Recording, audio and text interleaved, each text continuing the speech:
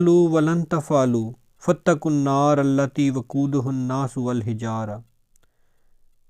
अगरचे तुसी इस तरह ना कर सकोदे ते तुहाडे कोलों इंज नहीं होना।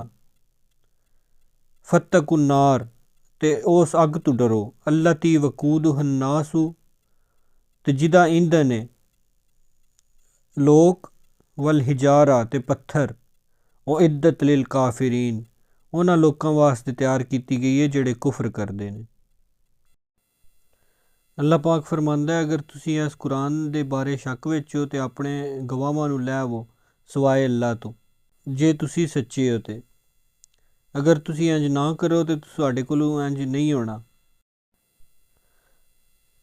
ते डरो उस अग तो जिदा ईंधन इंसान ते पत्थर ने, जिहड़ी कि काफरां वास्ते तैयार की गई है।